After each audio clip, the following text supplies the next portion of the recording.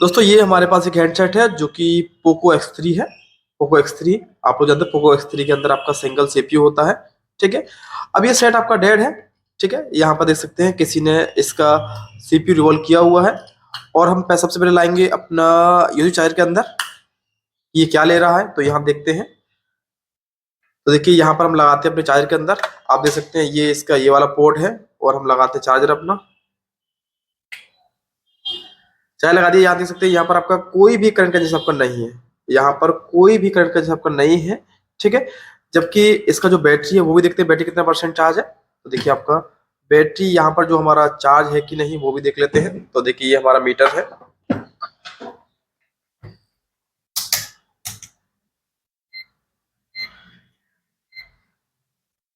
ठीक है, तो बैटरी हमारा कितना चार्ज है, तो देखिए यहाँ पर हम लगाते हैं।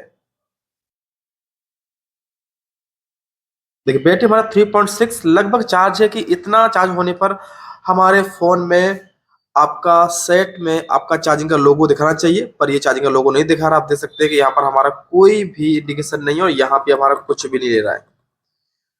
तो इस सेट में एक्चुअल प्रॉब्लम क्या है, तो हमको देखना पड़ेगा, वीडियो का देखना तभी आप समझ पाओगे। तो यहाँ पर जो भी हमारे पास स्टूडेंट आए हैं उनका ये हैंडसेट है।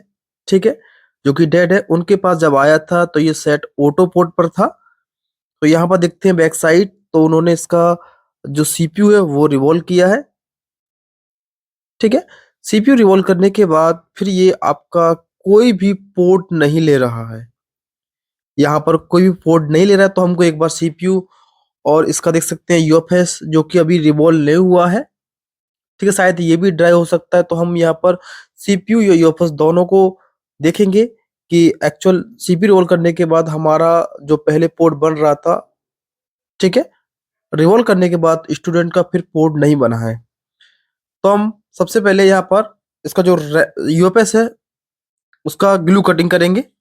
ठीक है, यहाँ पर हमारा यूएफएस अभी पेस्टेड ही है। तो ग्लू कटिंग करने के लिए जो हम लोग हीट लेते हैं वो यहाँ पर 300 ले सकते हैं आप। दोस्तों यदि आपको भी फॉल्ट फाइंडिंग में दिक्कत होता है या आपका हैंड स्किल अच्छा नहीं है, तो आप हमारा ऑफलाइन क्लास ज्वाइन कर सकते हैं। ऑफलाइन क्लास का जो फीस है वो केवल आपका हैंड स्किल, जिसमें आपको सीपीयू रिवॉल्विंग, ब्लैक पिटी आईसी को निकालना लगाना, माइक्रो जंपर, ठीक है, इसमें आपको हैंड स्किल की कंप्लीट नॉलेज दी जाएगी, जिसमें डबल डेकर भी शामिल है आपका। तो ये सभी आप हार्डवेयर के अंदर ये कोर्स को केवल 7 दिन के अंदर कर सकते हैं, जिसमें सीपीयू मास्टर कोर्स आपका 7 दिन में हो जाएगा, जिसका फीस केवल आपका 7 से 8 हजार रहेगा। इसमें आपका रहना खाना सारा कुछ होगा और आप सीपीयू के मास्टर बन सकते हैं। तो अभी भी आप अपनी सीट को कभी बुक कर सकते हैं। हम लोग 1-2 सीट हमेशा खाली रखते हैं। जो भी भाई अगर इंटरेस्ट है आपको सीपीयू या जो पेस्टेड आईसी को निकालने में दिक्कत होता है, तो आप हमारा एक ये ऑफलाइन क्लास 7 दिन का ज्वाइन करके भी सीख सकते हैं।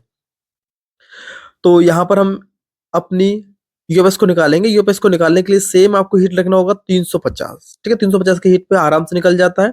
और यहाँ पर एसएमडी को आप रोकेंगे नहीं। अगर आपने एसएमडी एक जगह पर रोका तो हमारा बोर्ड फूल भी सकता है, ये आपको ध्यान देना होगा।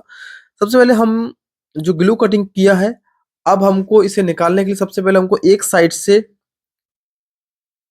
जो हमारा यूएस है उसको हमें पंच करना होता है। पंच का मतलब है कि एक पंचर टाइप। तो पहले हम सीपीयू निकाल लेते हैं, क्योंकि सीपीयू पहले हो चुका है तो ये जल्दी निकल जाएगा, क्योंकि हमारा यूएस को निकालते समय थोड़ा सा टाइम लगेगा क्योंकि ये पेस्टेड है। देखिए यहाँ पर हमारा सीपीयू निकल गया है। अब देखना होगा कि सीपीयू जब हमारे जो स्टूडेंट ऑफलाइन में आए हैं उन्होंने लगाने के बाद भी उनका पोर्ट किस तरह से नहीं बन रहा था, या तो कोई सीपीयू लगाने में कोई दिक्कत है या उनका रिवॉल्विंग में कुछ दिक्कत है, तो हम यहाँ पर एक बार इसके यूएस को भी निकाल लेते हैं। दोस्तों हमारी सभी क्लास लाइव होती हैं। यदि आपको भी फॉल्ट फाइंडिंग में दिक्कत होता है तो आप हमारा ऑफलाइन क्लास ज्वाइन कर सकते हैं। यदि आप किसी वजह से नहीं आ सकते तो हमारा जो ऑनलाइन क्लास है उसको भी ज्वाइन कर सकते हैं। उसका जो फीस है वो केवल 6000 है और 6000 की कम फीस में ये बहुत अच्छी रिपेयरिंग सीख सकते हैं। देखिए यहाँ पर हमने पंचर कर लिया है। देखो ये इस तरह से हम इसे पंचर करते हैं, जिससे क्या है कि हमारी आईसी के ट्रैक भी टूटता नहीं है और हमारा आईसी परफेक्ट तरीके से निकल जाता है। तो यहाँ पर हम हल्का सा इसे बेंड करेंगे जिससे कि हमारा आईसी को निकलने में आसानी हो। देखिए यहाँ पर लगभग हमारा देखो स्क्रैपर डल गया, और देखो ये इस तरह से आप ब्लैक पेस्ट आईसी को निकाल सकते हैं, जो कि बिल्कुल इजी है। देखिए यहाँ पर निकल गया। अब हमको साफ करना होगा। क्लीनिंग करने के लिए सेम प्रोसेस यूज करते हैं जैसे हम लोग यहाँ पर हल्का सा फ्लक्स लगाया। अभी ये बोर्ड गर्म है तो यहाँ पर जितना भी एक्स्ट्रा ग्लू है उसे हम अपने स्क्रैपर की मदद से हटा लेंगे। यहाँ पर जो हीट है वो 300 है, जिसकी 300 की हीट पर हमारे किसी कंपोनेंट को कोई नुकसान नहीं होगा, इसीलिए यहाँ पर हमने हीट ले लिया है। तो आप भी इसी तरह से काम करेंगे तो आप परफेक्ट काम कर सकते हैं। यदि आपका भी हैंड स्किल ठीक नहीं है तो आप हमारा ऑफलाइन क्लास ज्वाइन कर सकते हैं 7 दिन का, जिसमें आप सीपीयू के मास्टर हो जाएंगे, और मास्टर कोर्स केवल आप 7,000 में कर सकते हैं। इतनी कम फीस में आप सीपीयू रिवॉल्वर का काम सीख सकते हैं। तो यहाँ पर आप फ्लक्स लगाएंगे, ठीक है। अब आयरन की मदद से जितना भी हमारा ग्लू है उसको साफ कर लेंगे। डिशुलर वायर की मदद से जितना भी हमारा पैड्स बाकी है उनको भी साफ कर लेंगे। इसी तरह से सेम टू सेम हम सीपीयू को भी साफ करेंगे। अभी हमने सीपीयू यहाँ पर साफ नहीं किया है। आप देख सकते हैं कि सीपीयू अभी हमारा जैसा अभी हमारा सारा बॉल सीपीयू पे लगा हुआ है। तो सबसे पहले हम सीपीयू की बॉल को आयरन से हटा लेते हैं। इसके बाद हम डिशुलर वायर की मदद से सीपीयू को साफ करेंगे। देखिए डिशुलर वायर आपको ज्यादा टाइट नहीं चलाना है। अगर टाइट चलाएंगे तो ये रगड़ जाएगा और आपकी पॉइंट स्क्रैच हो सकते हैं। यदि पॉइंट स्क्रैच आपके एक दो हो भी जाते हैं तो आप वहां पर यूवी मास्क का यूज करके उसे रिपेयर कर सकते हैं। तो देखिए यहाँ पर हमारा कंप्लीट दोनों के दोनों आईसी रिवॉल्व हो चुका है फर्स्ट क्लास। इसमें हमारा दोनों का दोनों आईसी साफ हो चुका है। इसके बाद हम इसे रिवॉल्व करेंगे दोनों आईसीओ को, और फिर हम लगा के चेक करते हैं कि अभी हमारे फोन चालू होता है कि नहीं। दोस्तों फॉल्ट फाइंडिंग बहुत ज्यादा आपको प्रॉब्लम हो रहा है फॉल्ट फाइंडिंग आने में, ठीक। कई सारे मैसेज हमारे व्हाट्सएप पर आते हैं और हमारे यूट्यूब चैनल पर भी कई सारे कमेंट्स रहते हैं आपके कि सर डेट सेट पे हमको प्रॉब्लम्स होता है। तो डेट सेट को आप स्टेप बाय स्टेप समझ सकते हैं, ठीक है। इसका आप हमारा ऑनलाइन क्लास ज्वाइन कर सकते हैं। ऑनलाइन क्लास में भी आपको हर क्लास लाइव होती है और हर फॉल्ट पे आपको डिटेल में क्लासेस दी जाती हैं, जिससे कि आप बेहतर ढंग से काम कर सकें। तो यहाँ पर देखो हमने इसका यूएफएस को भी साफ कर लिया है, ठीक है। यूएफएस को साफ देखिए यहाँ पर जो हम बाकी जो हल्का सा ग्लू रह गया है उसको हम जो हमारा लोहे वाला ब्लेड है उससे साफ कर लेंगे। यहाँ पे स्क्रैच नहीं होगा। आप हमेशा केमिकल का यूज करेंगे तो स्क्रैच ये नहीं होगा। बाकी जितना भी हमारा एक्स्ट्रा जो केमिकल है उसे साफ कर लेंगे, और जितना भी हमारा ग्लू रहता है उसको इस तरह से साफ कर लेंगे, क्योंकि जब हम आईसीयू को लगाएंगे तो ये एक्स्ट्रा ग्लू है, कहीं हमारा सीपीयू के नजदीक ना जाए जिससे सीपीयू बैठने में दिक्कत हो। तो आप पूरा का पूरा साफ करें सही से। देखिए आईसी का काम जब भी आप करेंगे तो आपको नीट एंड क्लीन करना है, यहाँ पर आपको ध्यान देना होगा।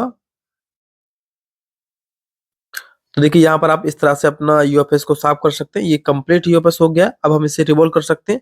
फाइनल फाइनल हो चुका है आपका। इसका हम सीपीयू को रिवॉल्व करेंगे, ठीक है। तो पहले हम साफ करेंगे रिवॉल्व करने से पहले। तो यहाँ पर देखो पहले से ही इसकी बॉल बना हुआ है, तो हम यहाँ पर डिशुलर वायर का यूज करके इसको भी साफ कर लेंगे, और फिर दोनों को रिवॉल्व करके देखते हैं कि अभी हमारे जो सेट पहले कुछ नहीं ले रहा था अभी हमारा सेट ऑन होता है कि नहीं, जबकि इसकी बैटरी हमारा लगभग चार्ज है। इतना होने पर हमारा सेट तो यहाँ पर चालू हमारा साफ हो जाएगा।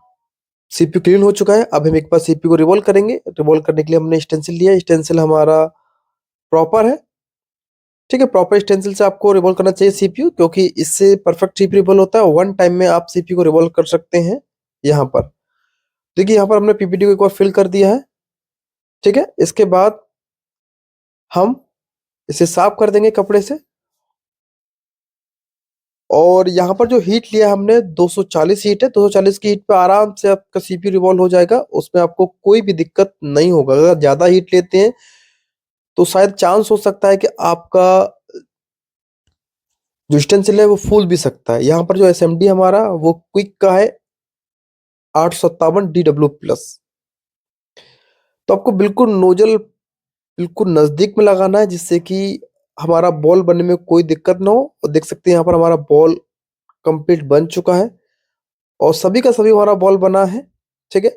यदि आपको लगता है कि बॉल अगर छोटा बड़ा आपका बन रहा है तो एक बार आप ब्लेड से कटिंग करके देखेंगे। अगर ब्लेड से सारी बॉल कट जाती हैं तो इसका मतलब है कि हमारा सीपीयू परफेक्ट रिवॉल्व हुआ। अगर हमारा कुछ बॉल्स यदि रह जाती हैं, जैसे आपको लग रहा है कुछ बॉल हमारे डाउन है, इसका मतलब पीपीडी वहां पर कम लगा हुआ है, तो एक बार आप दोबारा पीपीटी फिल कर देंगे। इससे क्या है, कंफर्मेशन हो जाता है कि हाँ, अगर इस बार हमारा पूरा का पूरा सीपीयू की बॉल कटती हैं तो हम कह सकते हैं कि सीपीयू मेरा परफेक्ट रिवॉल्व हुआ है।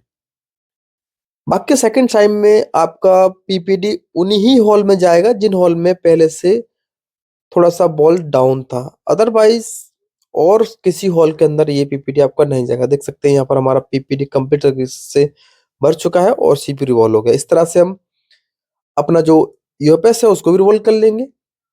तो इसके लिए मैंने प्रॉपर एक्सटेंशन लिया है BGA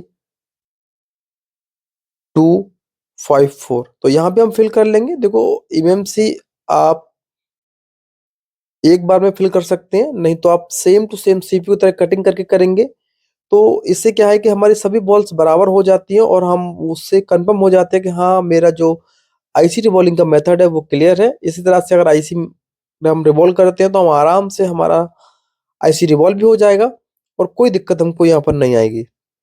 ध्यान देना कि आपको पीपीटी यहाँ पर सूखा यूज करना है। सूखा का मतलब होता है ड्राई। हल्का सा जब आप पीपीटी लेते हैं तो थोड़ा लिक्विड उसमें ज्यादा होता है, तो आप किसी भी आप कपड़े की मदद से उसे दबाकर हल्का सा कम कर सकते हैं, जिससे कि हमारा थोड़ा ड्राई हो जाएगा पीपीटी और फिर हम उसे अप्लाई करके अपनी आईसी को रिवॉल्व कर सकते हैं। तो यहाँ पर भी फिर भी कटिंग किया हमने और देख सकते हैं इसमें तो आपका लगभग सभी का सभी बॉल कटा है। इसका मतलब है कि हमारा एमएमसी के अंदर मतलब यूएफएस जो भी है हमारा है, इसके अंदर दोबारा भरने की जरूरत नहीं, क्योंकि इसमें हमारा सारा बॉल कटा हुआ है।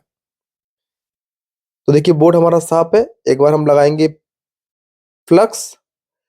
देखिए, फ्लक्स लगाते टाइम आपको ध्यान देना है कि फ्लक्स आप ज्यादा नहीं लगाएंगे। अगर क्वांटिटी फ्लक्स आपने लगाया तो गलती आपसे ये होगा कि पहले फ्लक्स हमारा मेल्ट होता है।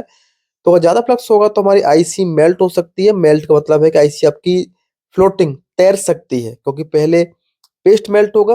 पेस्ट जब मेल्ट होगा तो वो आपका आईसी से बाहर जाता है, तो उस साइड वो आईसी को भी साथ में ले जाएगा अगर ज्यादा क्वांटिटी में आप लगाते हैं। तो आप कम से कम लगाइए। अगर आपको लगाना है तो आईसी के ऊपर लगा लीजिए, इससे कोई दिक्कत नहीं। आईसी के ऊपर लगा लेंगे तो जब आप आईसी पे हीट मारेंगे तो उस केस में ऐसा है कि आपका कम से कम पेस्ट रहता है, जिससे कि आईसी हमारी सही से लग जाएगी। तो यहाँ पर हम आईसी को लगाने के लिए हीट लेंगे 350 और एयर आप यहाँ पर लेंगे 1, या आप हीट थोड़ा कम भी ले सकते हैं, क्योंकि अभी हमने अपनी आईसी को रिवॉल्व किया पीपीटी से। तो 340 की हीट पर भी हम आराम से लगा सकते हैं। उसमें भी आपको कोई दिक्कत यहाँ पर नहीं होगी। तो देखिए, हमारा सीपीयू एमसी रिवॉल्व ही है और यहाँ पर हम नोच पॉइंट के हिसाब से अपने सीपीयू को बिठा देंगे।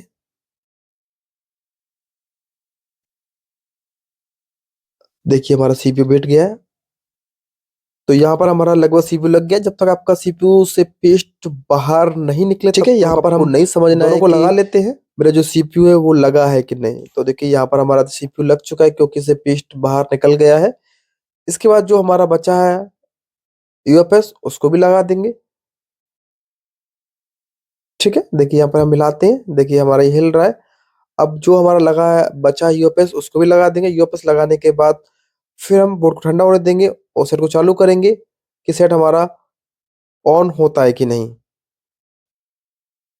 तो यहाँ पर अपना यूएफएस को भी हम देख लेते हैं नोच पॉइंट के हिसाब से। इसको भी सेट कर देंगे यहाँ पर।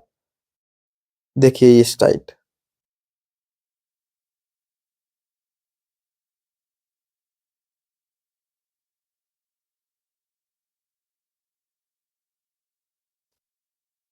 तो यहाँ पर हमने यूएफएस लगा दिया। इसको भी हीट लेंगे सेम 350 की हीट पर आराम से हमारा ये लग जाएगा और कोई यहाँ पर दिक्कत नहीं होगा। और जब तक हमारा पेस्ट बाहर नहीं निकले या मेरा आईसी जब हम हिलाते हैं तो इससे अगर हिल जाता है तो समझिए हमारा सीपीयू और यूएफएस लग जाता है। तो देखिए हल्का हिलाया है, मतलब कि हमारा लगभग ये लग गया है। तो अब हम इसके बाद थोड़ा बोर्ड ठंडा होने देते हैं और सेट को चालू करेंगे कि सेट चालू होता है कि नहीं हमारा। तो यहाँ पर हमारा बोर्ड अभी ठंडा हो रहा है। तो बोर्ड हमारा ठंडा हो गया है। तो देखिए सेट हमारा चालू हो गया है। दोस्तों इस तरह से अगर आपके साथ भी ऐसा फॉल्ट आता है कि सीपीयू रिवॉल्व करते टाइम आपका सेट कुछ भी नहीं लेता है, तो आप इस तरह से सॉल्व कर सकते हैं। नमस्कार।